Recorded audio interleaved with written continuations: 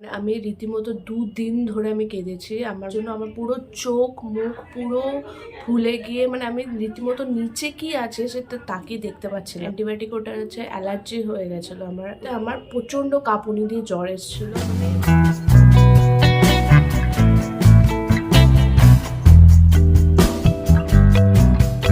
Hi everyone, welcome back to my channel live dreams. সবাই কেমন আছো? আমি ভালো আছি। ভেবেছিলাম তোমাদের সাথে আমার ডেলিভারির টাইমের কিছু ভিডিও শেয়ার করব, কিন্তু সেই মুহূর্তে হয়ে ওঠেনি, কারণ ডেলিভারির টাইমটাতে শুধুমাত্র আমার হাজব্যান্ড আর মা ছিল, তো সেই জন্য ভিডিওটা শ্যুট করা হয়নি, তাই তোমাদের সাথে শেয়ার করতে পারছি না।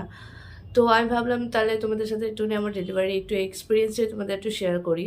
আমার জানুয়ারি ৭ তারিখে ডেলিভারি হয়। তো একটা সমস্যা হয়ে গেছিলো, আমার আগে প্রচণ্ড ঠান্ডা লেগে গেছিলো, যার জন্য আমার নেবুলাইজার নিতে হচ্ছিলো। তো আমার বাচ্চার প্রিম্যাচুর ডেলিভারি করা হয়েছে। তো ৭ তারিখ সানডে ছিল, ৭ই জানুয়ারি। তো সেদিনকে আমি নার্সিংহোমে অ্যাডমিট হই সকালবেলায় ১১টার সময়। আমাকে ডাক্তার 11:30টার মধ্যে ডেলিভারি করবে বলেছিল, কিন্তু ডাক্তার হয়তো একটু নেই, আরও অপারেশন ছিল বলে আমার আর একটু দেরি হয়ে গেছিলো। আমার 12টার মধ্যে আমাকে ঢুকিয়েছিল। তার আগে মোটামুটি যা প্রিকশনস নেওয়ার সেগুলো নিয়েছিল। ডেলিভারি ওটির রুমটাতে যখন আমাকে ঢুকিয়েছিল, তখন ওটির রুমের ভেতরে দেখে আমার সত্যি প্রথমে ভয় লেগে গেছিলো। চারিদিকে এত এত লাইট, এত এত মেশিন, স্ট্রেচারের ওপরে বসিয়ে অপারেশন হবে। তারপর প্রথমে আমাকে জিজ্ঞাসা করলো, তুমি যেহেতু ডক্টরটাও স্পোর্টসের মধ্যে ছিল না, মানে আই মিন আমিও ক্যারাটে শিখি, উনিও ক্যারাটে শিখতো, তো সেই আন্দাজে একটুখানি মানে আমাকে চেনা পরিচিত। তো আমাকে জিজ্ঞাসা করলো কি ফুল বডি অ্যানেস্থেসিয়া নেবে নাকি শুধু কোমরের মধ্যে নেবে। তা আমি বললাম যেটা করলে ভালো হয়, ফুল বডি নিলেই ভালো, কারণ ইন ফিউচার যদি আমি স্পোর্টসের মধ্যে থাকি তাহলে হয়তো কোমরের সমস্যার জন্য হয়তো স্পোর্টস খেলতে পারবো না। তো উনি বলছে ঠিক আছে, আমি দেখছি অ্যানেস্থেসিয়া ডক্টরের সাথে কথা বলে। তো দেখলাম যে না, সে কোমরেই অ্যানেস্থেসিয়া দিয়েছে। ডেলিভারির টাইমে ভেতরে ঢুকে, ওটি রুমের ভেতরে ঢুকে আমাকে প্রথমে অ্যানেস্থেসিয়া দিয়ে অবশ করে নিয়েছিল।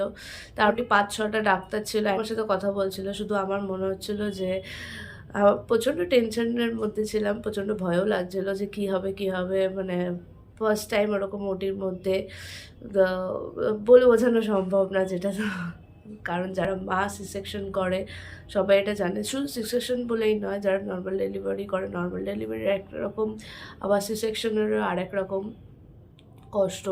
ডেলিভারি রুমে ঢুকিয়ে আমাকে প্রথমে জিজ্ঞাসা করলো যে আমি কীরকম কী খেলি না খেলি, কীরকম কী করেছে, কারণ সবসময় ডক্টররা ঠিক চেষ্টা করে যে আমাদেরকে এনকারেজমেন্ট করার জন্য, মানে কথার মধ্যে সবসময় যাতে সেন্সলেস না হয়ে যায়, সবসময় কথা বলছিল আমার সাথে।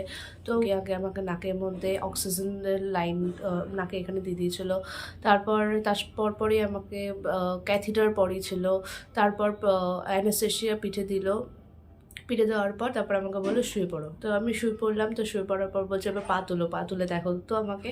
তো আমার মনে হচ্ছিলো আমি পা তুলছিলাম, কিন্তু আদৌ হয়তো পা তুলিনি, কারণ আমার পুরো বডি আস্তে আস্তে মানে পা থেকে শুরু করে আস্তে আস্তে আমার বুক অবধি আমার মনে হচ্ছিলো আমার অবশ হয়ে যাচ্ছে। তো তারপর যখন দেখছে যে হয়নি, তুলতে পারেনি, তারপরেই অপারেশন শুরু করলো। তো আমার শরীরটা আস্তে আস্তে নিস্তেজ হয়ে যাচ্ছিলো, সঙ্গে সঙ্গে মাথাটাও প্রচণ্ড ব্যথা শুরু হয়ে গেছিলো, মাথাটাও ঝিনঝিন করছিলো, ভাবছিলাম যে আমি বমি করে ফেলবো। তো ডক্টরকে বারবার বলছিলাম যে ডক্টর আমি মনে হয় বমি করে দিতে পারি, অনেকটাই টাইম লাগবে হয়তো অপারেশন করতে, কিন্তু দেখলাম যে না, অতটাও টাইম লাগেনি।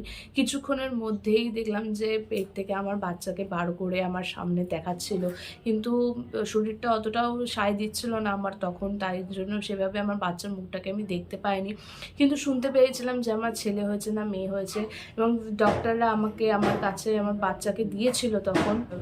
তারপর আমাকে ওখান থেকে নিয়ে গেল অন্য রুমে, মানে ম্যাটারনিটি ওয়ার্ডের মধ্যে নিয়ে গেল। তো বাচ্চাকে আমাদের ম্যাটারনিটি ওয়ার্ডে শিফট করার পর বাচ্চা প্রথমে সুস্থ ছিল, ডক্টর দেখে বলেছিল যে হ্যাঁ আমার বাচ্চা সুস্থ আছে, কিন্তু যেহেতু আমার ঠান্ডা লেগে রয়েছিল, তো সেই ঠান্ডাটাও আমার বাচ্চার লেগে, মানে ঠান্ডা বাচ্চাটারও লেগে গেছিলো। তো কিছুক্ষণ পর মানে প্রায় ৩-৪ ঘন্টা পর বাচ্চা দেখি যে একটুখানি শ্বাসকষ্ট মতন হচ্ছে, বা একটুখানি মানে দমে কষ্ট হচ্ছিল, যার জন্য বাচ্চাকে আবার লাইট রুমে শিফট করেছিল, আলোর তলায় রেখে দিয়েছিল, ট্রিটমেন্ট করছিল। তো ভিজিটিং আওয়ার্স হয়ে গেছিলো, তাই আবার বাচ্চাকে আবার নিয়ে চলে এসেছিলো লাইট রুম থেকে। তারপর সেরকম আর সমস্যা হয়নি। বাচ্চাকে প্রত্যেক দিনই সকালবেলা, দুপুর, রাত্রিবেলা করে দেখা করতে আসতো, ডক্টর চেক আপ করতো। থার্ড ডে দিনকে এবার বাচ্চার জন্ডিস টেস্ট হয়েছিল, ব্লাড নিয়েছিল। ব্লাডের জন্ডিস টেস্ট হওয়ার পর বাচ্চার জন্ডিসটা ধরা পড়েনি, কিন্তু আমার নিজের মধ্যে কেন যে মনে হচ্ছিলো যে হয়তো ওর জন্ডিস হতে পারে, কারণ ওর আস্তে আস্তে দেখছিলাম চোখটা হলুদ হয়ে যাচ্ছে, মানে সাদা জায়গাটা আস্তে আস্তে হলুদ হয়েছে। ডক্টরকে বারবার আমি বলছিলাম, ডক্টর আমার কিন্তু মনে হচ্ছে যে বাচ্চার জন্ডিস কিন্তু হতে পারে, কিন্তু ডক্টর বললো যে না, ওর রিপোর্ট এখন ঠিকই আছে, নর্মাল আছে, ওর জন্ডিস হয়নি। আমি রীতিমতো 2 দিন ধরে আমি কেঁদেছি। আমার মা, বাবা, হাজব্যান্ড, বাড়ির লোকরা যখনই আসতো আমি ভিজিটিং আওয়ার্সে, তখনই আমাকে দেখে মানে তারাও রীতিমতন কান্না কাঁদো কাঁদো অবস্থা হয়ে যেত। মানে এত আমি কাঁদতাম। আমার পায়ে শুধুমাত্র অ্যান্টিবায়োটিকের ইঞ্জেকশন দিত ব্যথা কমানোর জন্য, কিন্তু কোনো কাজ হয়নি। এমনও একদিন হয়ে গেছিলো যে মানে অন্যরকম একটা অ্যান্টিবায়োটিক দিয়েছিল, ভোমিরন অ্যান্টিবায়োটিক ইঞ্জেকশন, যেটার জন্য আমার পুরো চোখ মুখ পুরো ফুলে গিয়ে মানে আমি রীতিমতো নিচে কি আছে সেটা তাকিয়ে দেখতে পাচ্ছিলাম না। আমি আমার বাচ্চাকে ব্রেস্টফিড পর্যন্ত করাতে পারছিলাম না। আমি মানে কিছু দেখতে পাচ্ছি না, চোখ খুলতে পারছিলাম, এরকম সমস্যা হয়ে গেছিলো আমার। মানে অ্যান্টিবায়োটিক ওটা হচ্ছে অ্যালার্জি হয়ে গেছিলো আমার ওই ইঞ্জেকশনটা দেওয়ার পর থেকে।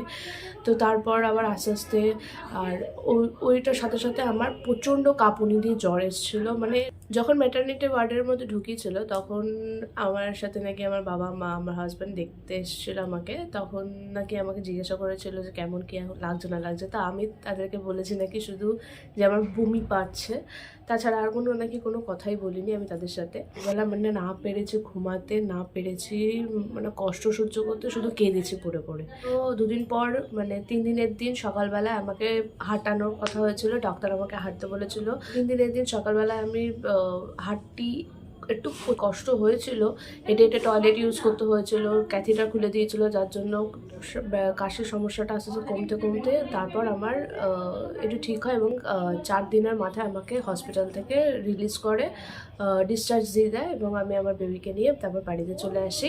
তো দুজনেই সুস্থ অবস্থাতেই আমরা আবার ফিরে এসেছি বাড়িতে।